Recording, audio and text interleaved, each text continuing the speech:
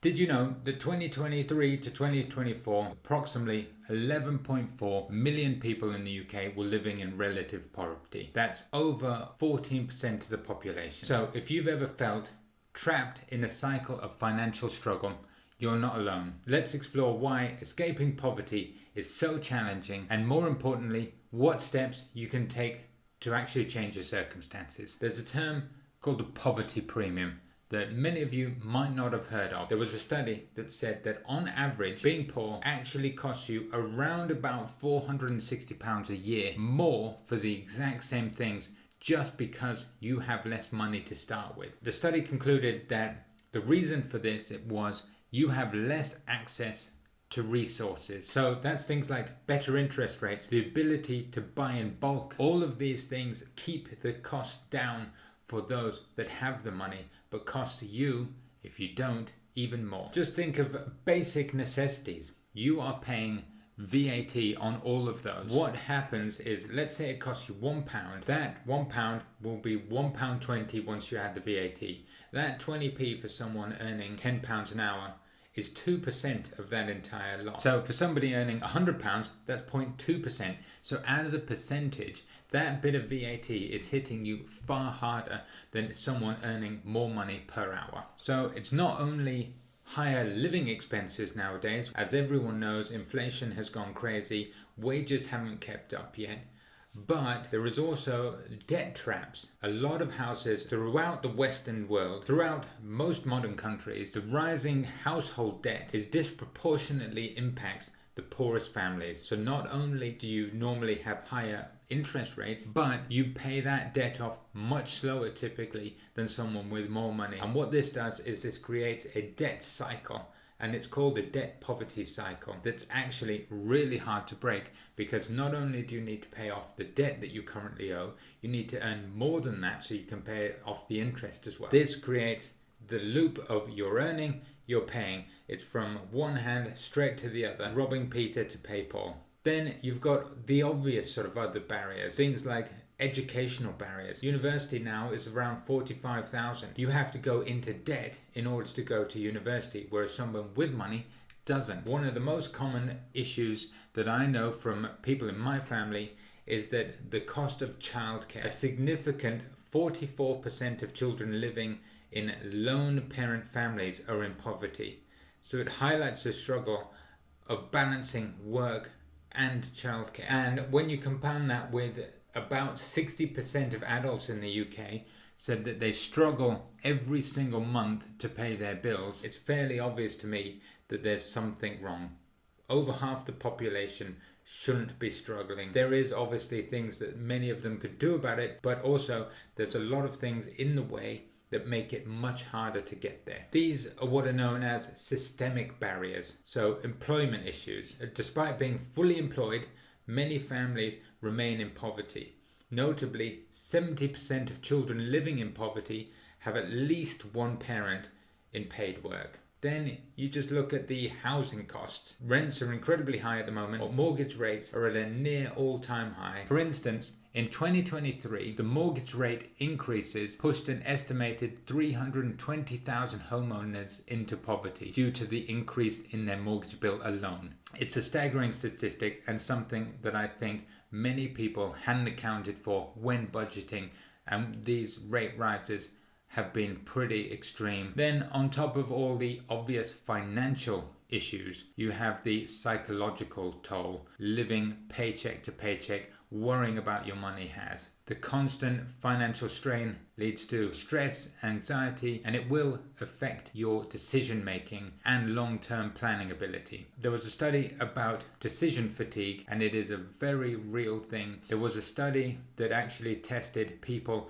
before, when they were just given an IQ test, then the same time the following day they were asked to answer a whole bunch of questions, multiple choice questions, about their habits, their preference prior to taking the IQ test, and it found that their IQ actually dropped by answering all those questions because their brain was tired from just literal simple questions like, which do you prefer, apples or bananas? You actually need to use energy to do that, and the more energy you use thinking of every little financial decision, and every little financial decision when you are poorer has a much larger impact when you have some spare cash. The final one, which I think is really sort of something we need to actually improve on, is actually the social stigmas of being poorer. It's not even just being poor, just being poorer than somebody else.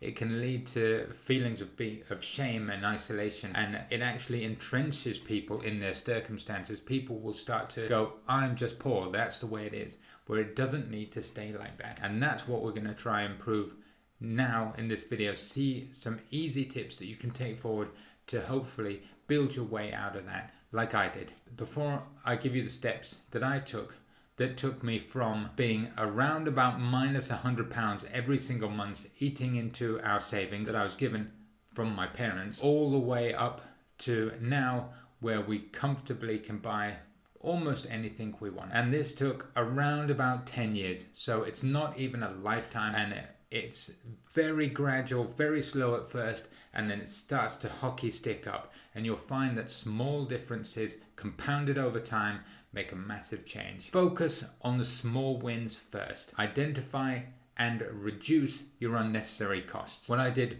was build 2 columns after viewing my bank statements for 2 months, and on there I put what were the must spends and what were the needs. And then what I did, I worked out what could I cut from the needs. So these were things like a Sky TV subscription.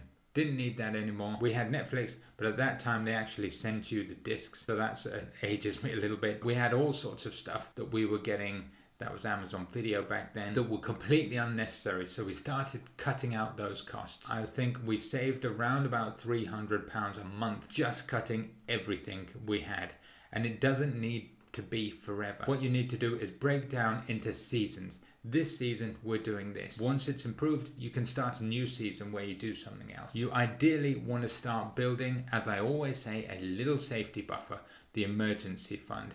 So put a little bit of money every month aside so that you can actually start building up that buffer, say £1,000. So if anything breaks, your microwave, your fridge, etc., it doesn't put you straight back to square one. And then if you do spend that, use that money to top that buffer back up. Another thing that I did personally was you've got to invest in yourself. We had so little money, but that very first £300 we saved, I actually went and bought what's called a CMAP, which is the certificate for mortgage advising. I hadn't done anything like that at all, but I thought it's something that I would like to do and get into. I bought the book, started studying for it, and then that actually helped me, I think, get a job at a bank. I hadn't passed yet, but I started working as a cashier soon after university, where I was only getting $13,900 a year.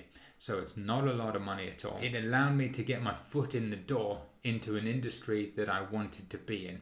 And I thought, where is all the money? In finance. I didn't know much about it at the time, so I thought, let's see where this takes me. So invest in yourself. Look at spending a little bit of time. You can even do it for free on YouTube. You can learn something, just a skill to get you going. Then obviously start networking. They say you are the sum of the 5 people you hang out with most. So have a look at the people you spend a lot of time with and see if that's the kind of person you want to be like. If it is, great. And you don't need to ditch your friends. You just may need to focus on building a new network as well. Then, as I mentioned earlier, mastering your budget is the most important thing. Everyone hears budgets and thinks it's boring and awful, but it really isn't. It's actually building yourself the ability to relax. If your budget says it, you don't need to think about it because you already have done and you've made a decision that you're happy with. So maintain a detailed record of your spending for a few months just to see where you actually are going and how you're doing. Set goals for yourself. Like I said, the £1,000 emergency fund. Maybe once you've done that, we want to set some money aside to start investing. You want to do something, but I would focus on building up your skills first so that you can start earning more before you really start investing. But if you do want to, use your ISA. We've got other videos on our channel, so have a look at those and check them out. Utilize all the available resources you can. Many people think it's embarrassing going to the government to ask for help, but it really isn't. That's what they're there for. So research things like apply for benefits, for grants designed support to help people on low income.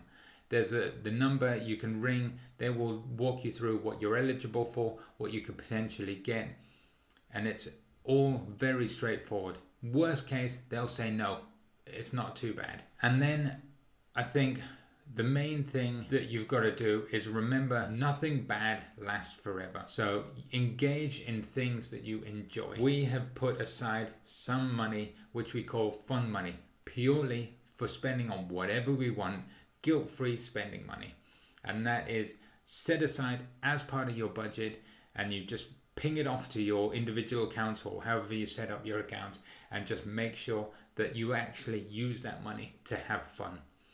Use it to de-stress. With life as tough as it is, you want to make sure you make every sort of second you've got count.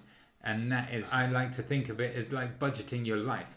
I have 24 hours in a day, and I budget X amount of time for work, X amount of time for fun, X amount of time for sleep. Make sure everything that you do has a purpose. Don't waste any of your time. It's not worth it. So make sure you enjoy your hobbies. Make sure you enjoy your exercise. Make sure you do everything. You do need to be doing these things as well as just working all day. I do think breaking free from poverty is extremely challenging. With determination and the right strategies, it is possible to change your financial trajectory. Remember, small steps are steps forward still. So if you take a stumble back, just keep on going. It's a long road ahead, but you will get there. It'd be great to know as well, if you have got this far in the video, leave a comment below about where you are sort of financially, and we can hopefully build a better future together.